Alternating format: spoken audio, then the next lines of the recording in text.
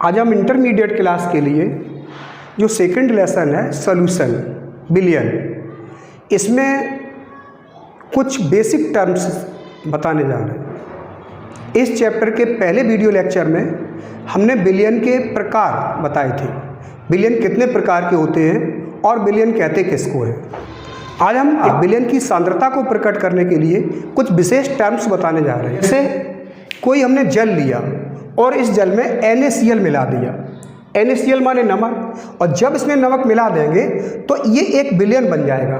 अब इसमें नमक की कितनी मात्रा है, इस मात्रा को प्रकट करने के लिए सांद्रता को हम पढ़ते हैं। अब इसकी सांद्रता कई रूपों में लिखी जा सकती है, ग्राम प्रति लीटर, मोलरता, मोललता, नॉर्मलता, सांद्रता ppm और सांद्रता ppb।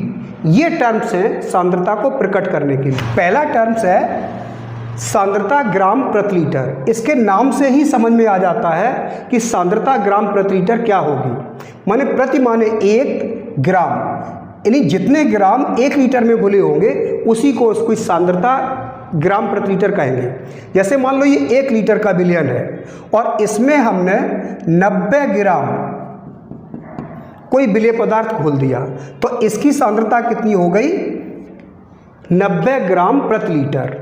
अब इसकी परिभाषा अगर बोलेंगे तो परिभाषा क्या कह देंगे, परिभाषा में ये बोल देंगे कि 1 लीटर बिलियन में किसी विलेय पदार्थ की ग्राम में मात्रा को उस बिलियन की ग्राम प्रति लीटर सांद्रता कहते हैं। अब हम देखते हैं कि मोलरता क्या होती है। बिल्कुल इसी तरह की परिभाषा हो जाएगी। माने 1 लीटर बिलियन में किसी विलेय पदार्थ के, कोई विलेय पदार्थ से बोला जाएगा, 1 लीटर बिलियन में किसी विलेय पदार्थ के मोलों की संख्या को उस बिलियन की मोलरता कहते हैं। माने 2 मोल घोल दिए, 1 लीटर में 2 मोल घोल दिए गए तो इसकी सांद्रता हो गई 2 मोल प्रति लीटर। अगर इसमें 1 मोल घोल दिया गया तो 1 मोल प्रति लीटर, 3 मोल घोल दिए गए 3 मोल प्रति लीटर, आधा मोल घोल दिया गया आधा मोल प्रति लीटर। इसी तरह से इसकी मोललता की परिभाषा देखें, इसको स्मॉल m से रिप्रेजेंट करते हैं। तो यहाँ पर लीटर में वजन नहीं रहेगा विलायक का, यहाँ पर काय में हो जाएगा किलोग्राम में। 1 किलोग्राम बिलियन में किसी विलेय पदार्थ के मोलों की संख्या को उस बिलियन की मोललता कहते हैं। नॉर्मलता की परिभाषा क्या है, इसमें घुले होंगे ग्राम तुल्यांक, तो यही परिभाषा इसकी हो जाएगी। 1 लीटर बिलियन में किसी विलेय पदार्थ के ग्राम तुल्यांकों की संख्या को उस बिलियन की नॉर्मलता कहते हैं। सांद्रता ppm पार्ट पर मिलियन, मिलियन का मतलब क्या होता है 10⁶।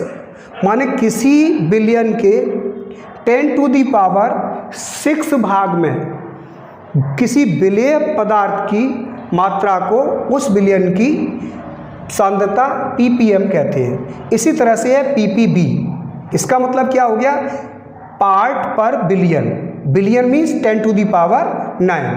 इसकी भी परिभाषा इस तरह हो जाएगी। माने 10⁹ भाग बिलियन में किसी विलेय पदार्थ के मात्रा को उस बिलियन की सांद्रता ppb कहते हैं। अब हम देखते हैं मोल प्रभाज को। ये मोल प्रभाज क्या होता है, जैसे कोई एक बर्तन लिया और इसमें जल और जल में कोई विलेय पदार्थ घोल दिया।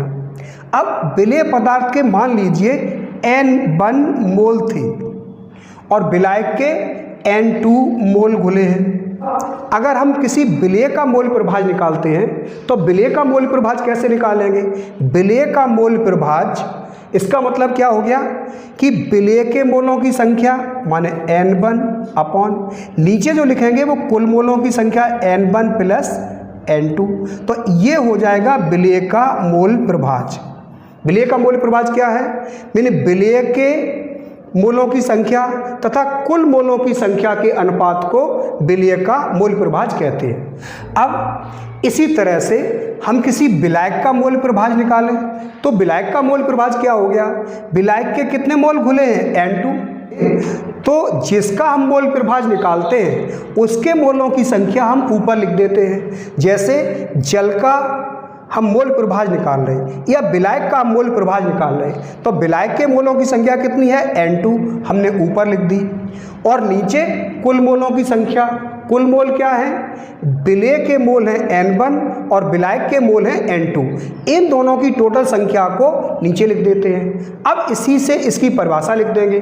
परिभाषा क्या लिखेंगे, किसी विलायक का मोल प्रभाज विलायक के मोलों की संख्या तथा कुल मोलों की संख्या के अनुपात को विलायक का मोल प्रभाज कहते हैं। अब मोल प्रभाज की परिभाषा हम लिखें तो या तो इसका मोल प्रभाज या फिर इसका मोल प्रभाज।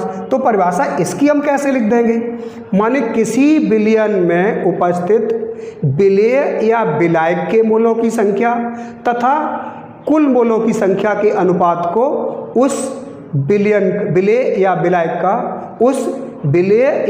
का मोल प्रभाज कहते हैं। तो ये सांद्रता को प्रकट करने वाली टर्म्स थे। इनको आप वीडियो लेक्चर देखकर इनको नोट से याद कर लो। सभी परिभाषाएं डेफिनेशंस एक जैसी लगेगी। थैंक यू, धन्यवाद।